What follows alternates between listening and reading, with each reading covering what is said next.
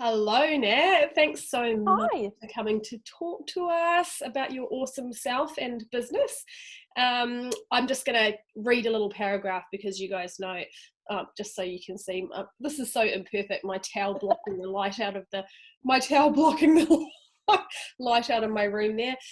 Okay, so I'm just going to read a quick paragraph about Nat for you guys to know, so you'll know a little bit about what she's about, what she stands for, and then Nat is going to tell us a whole heap more. So this is about Nat. This is out of her about file, which you guys should all have either in your description in your Facebooks or in your websites. So this is Nat. Nat teaches women in business how to drop the self-sabotage and take consistent, imperfect action to grow their biz and their revenue with confidence. That's so cool. I'm going to read in Nat's words now. So after growing my own profitable business and spending more than a decade as a business consultant and coach, I know success is all about mindset, imperfect action, and consistency. But here's the thing. If you want to have success, you have to drop all of your bullshit stories. That's the key. You have to put on a success mindset and step into your own power, because success doesn't come out of your comfort zone.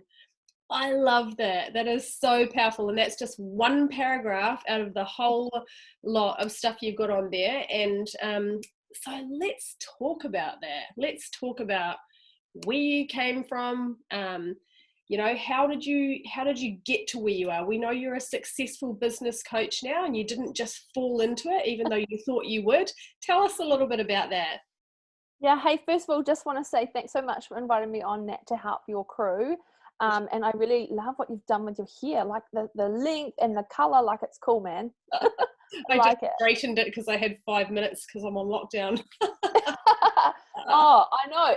Isn't it interesting that this time of, the time that everyone's going to see the recording, it's a really different world. And there's a lot of no-ons right now. And we know that you have to go online. There's actually no ifs or buts. That you've now got to go online to be able to grow your business, but actually just keep the business maintaining. So one of the reasons that I went and worked for myself is because I was just working so hard for other people all the time. Mm-hmm. And it was one Christmas actually that I was moving a 10-story private tertiary campus. I was the campus manager for this massive school, and I spent my Christmas moving this campus, and I got a Christmas Eve thank you email. That was my thank you. And I was like, oh, you know what, I'm done. I'm really done with running and driving other people's businesses. I'm going to go do my own. And for me, that was that kind of pivoting point where I was like, I'm going to go and start to explore potentially what it could look like, because previous to running that business, I had actually already had a failed bricks and mortar business. It was a cafe, and that was like a university degree in business of like not what to do.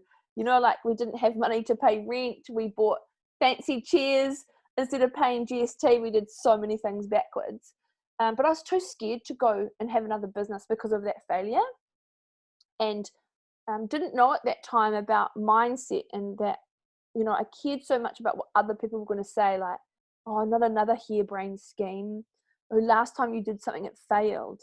Why would you want to chuck in a secure job? Like all of that stuff for a really long time held me prisoner, I can say now, because my brain and my heart were telling me I was here for other things, but I had this handbrake on with logic going, it's not a logical move. And so you were pushed out of those businesses, both of those instances, you were pushed out by pain, right? Yeah. It was the thing that pushed you into even though you knew you had something bigger to give and something better that you wanted to give to the world, you were actually forced out due to pain, right? Yeah. So in this climate that we're in right now, in this interview time that we're talking, people are in pain. Like they're going to be pushed into things from pain. Is that a good way to start your business? Is it a way, or is it just that's the way it is? Well, I think a coach told me once that change will happen if you do it, those consistent habits, like consistently change. Like, you go to the gym and get fit. That's through consistency. Or the change will happen when you're forced into it, like all of us are now forced into some change, that it's taken all of us out of comfort zones. And so if this hadn't happened in the world, often other things can happen in your life, like the death of someone, or a spouse walks out. Something will happen where you have no choice but to change. So when we coach people now, it's about, don't wait for that. Don't wait for that very strong thing to happen to force it, because then you come from a very reactive energy, a lack energy, and it's emotional anyway, putting yourself out there and running a business, let alone it having to come from such a painful place. Yeah. So I think it's really timely that people are now in your comfort zone, so you may as well just carry on and be imperfect with the action anyway. Yeah. So, the position that a lot of my people will be in at the moment will be that they already do have their businesses. So it was something that they did choose anyway, but maybe the pain point is going to push them to take their businesses online more.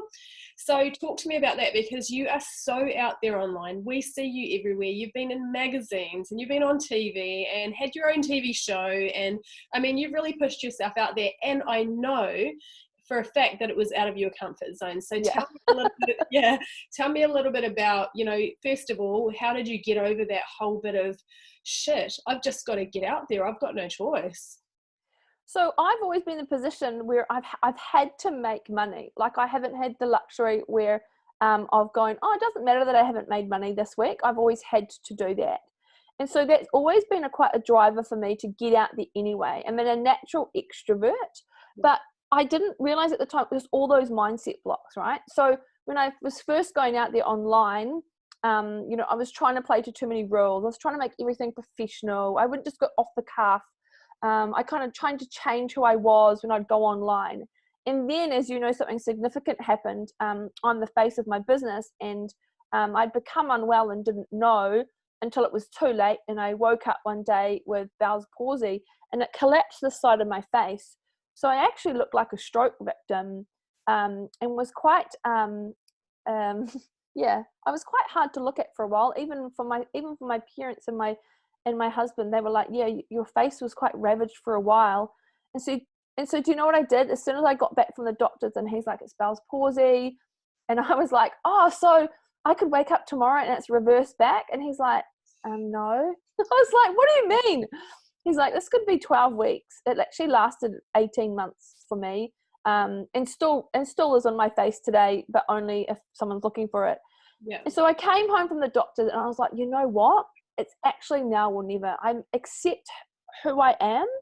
I love myself for who I am right now, because previous to that happening, I thought I was ugly and I didn't think I was good enough. And when I was faced with actual ugliness, I was like, whoa, there's actually nothing wrong with me. And so I just went and did a live video looking like, not looking the greatest, but I put makeup on, got dressed, and I was like, hey guys, this is my reality right now, and I'm just going to carry on.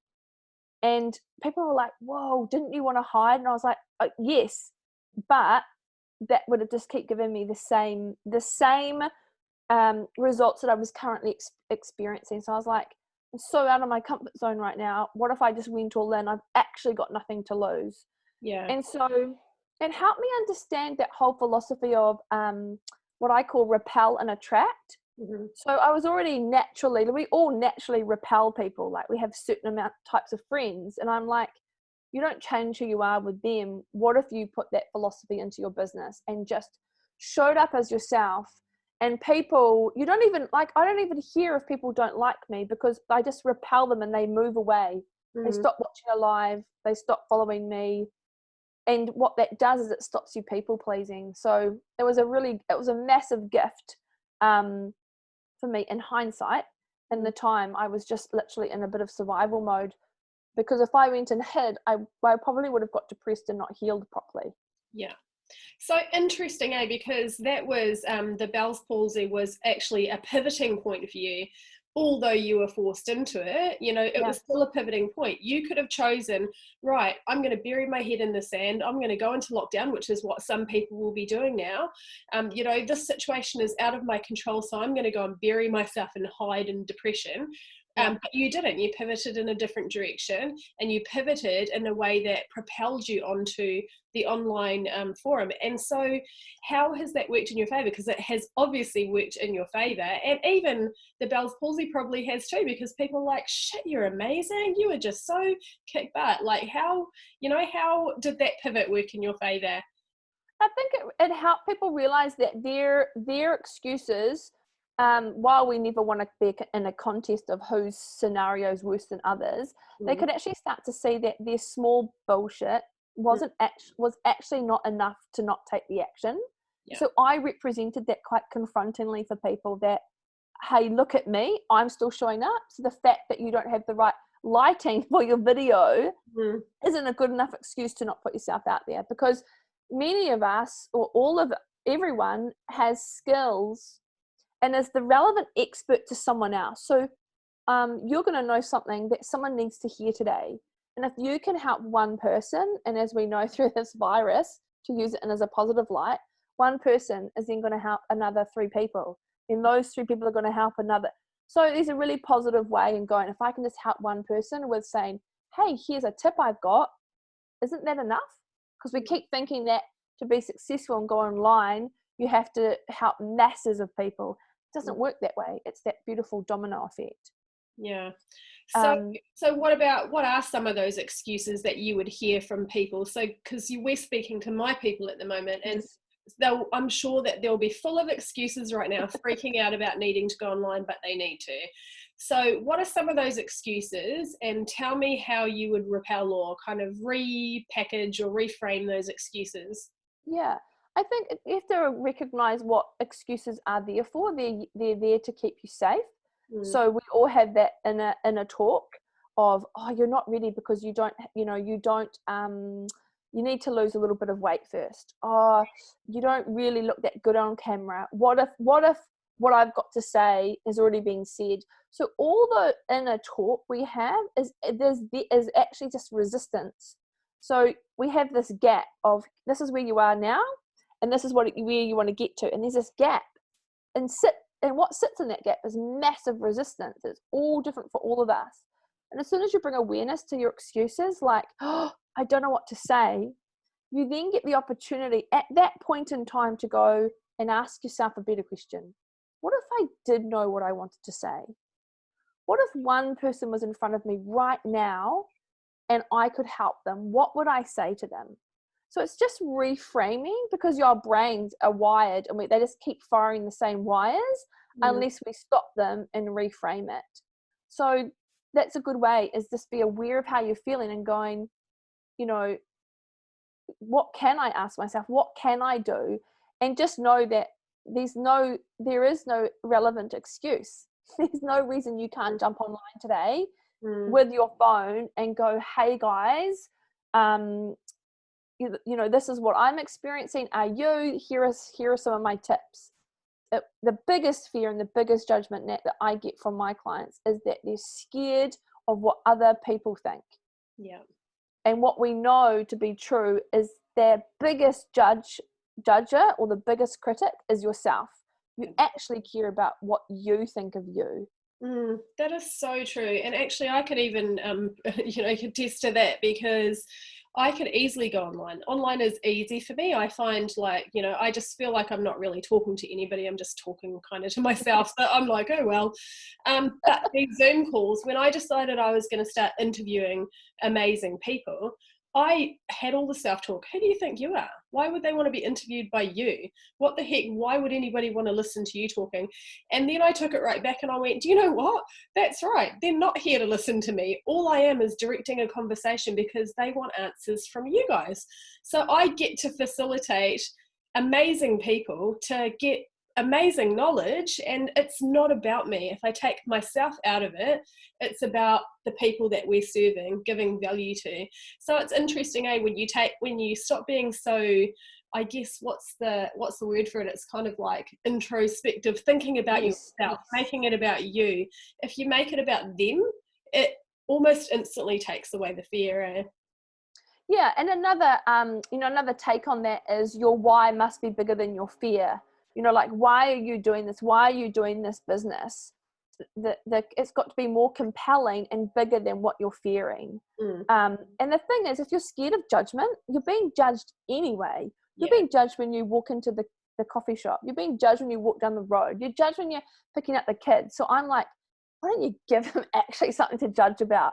But I don't know about you, but if I'm judging someone else, it's a natural human response, and I don't, I'm not enjoying what they're saying, I just scroll past.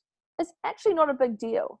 But what's really powerful is attracting the right people to you. When you show up as yourself, like there's so many people who don't like me, and I want to repel them. So if I didn't show up as myself, I'm then not going to strongly attract the people who are like, Nat, I love your conviction, your intonation, because I share the same stuff that lots of people do, but because I share it with my passion and my why through my lens, other people need to hear it in that version. Do you know what I mean? Yeah, definitely. Different people resonate with different personalities. Yeah. It's just the way it is, eh?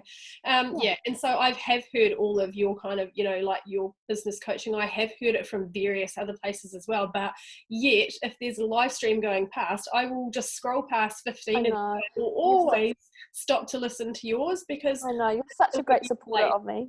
Well, it's just the way you relate to people, and you just make it feel very comfortable, very real, and and it makes it feel like we can actually achieve it too. So it's amazing what you do.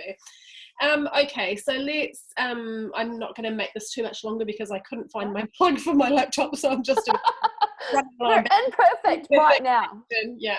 So let's just talk a little bit more about imperfect action. So so if people get up and they start talking online and they mess it up and they get all scared and then they freak out and they go back into their shells again, what's some advice that you can give us for people who are just getting started out in the online forum, because they are going to be scared? Yeah. I think what's really cool is if you don't like the live video experience, you could record yourself and then put it up as a saved video. But just understand that the person judging is yourself. And I still don't like seeing myself on video, but you've actually just got to get over it and move on, knowing that your message is bigger than something else. Another way to do it is to, go into share the group of you guys. If you've got a Facebook group where you're all in, start showing up in there in a very safe space. Don't ask for feedback. I'm not a huge fan. I've never ever said to someone, hey, could you critique my video? Stuff that, because someone's going to go, oh, this and this and this and this, you need to look here, the light's not right. I'm like, actually, don't ask for feedback. The only way to get better is to keep showing up. And you've seen some of my original YouTube videos. I think I sung on, like, I look back at those and I'm like, oh my God. I'm just like, who is that?